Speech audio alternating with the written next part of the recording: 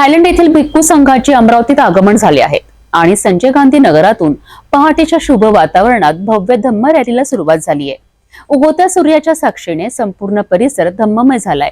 सोमवारी पहाटे 6 वाजता संजय गांधी नगर येथील डॉक्टर बाबासाहेब आंबेडकर यांच्या पुतळ्याला अभिवादन करून भव्य धम्म रॅलीची सुरुवात झाली।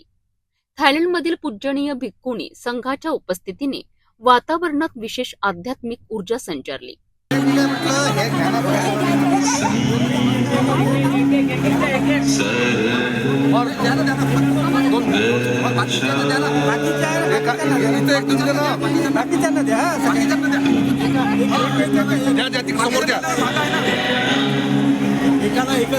उगवत्या सूर्याच्या किरणांमध्ये संजय गांधी नगर परिसर धम्ममय झाला।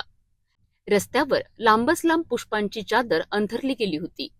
रस्त्याच्या दुतर्फा उपासक आणि उपासिकांनी पांढऱ्या शुभ्र पोशाखात उभं राहून भिक्खूंनी संघाचे दर्शन घेतले।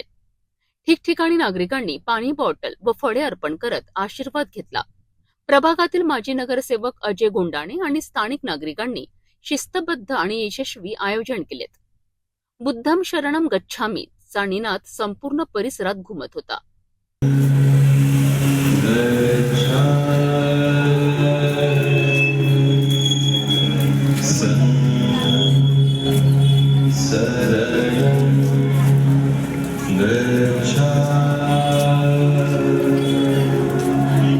या रॅलीनंतर विहारात पूजनीय भिक्खूंनी मार्गदर्शनवर प्रवचन दिलं।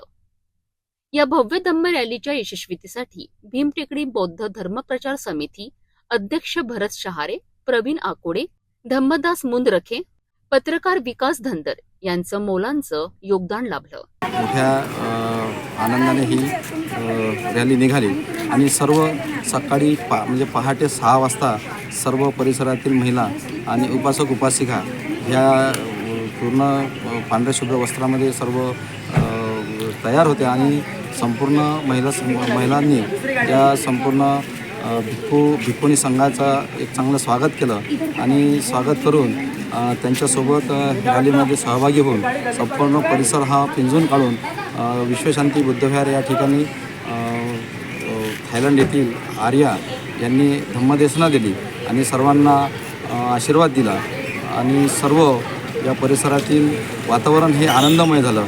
धम्म रॅलीच्या माध्यमातून अमरावतीत शांततेचा, आध्यात्मिकतेचा आणि एकतेचा सुंदर संदेश पसरविला गेला आहे। थायलंडच्या भिक्खूंनी संघाच्या उपस्थितीने संपूर्ण वातावरण धम्ममय झालं आहे। या प्रेरणादायी आयोजनामुळे अमरावतीतील नागरिकांना एक अनमोल अनुभव मिळालाय।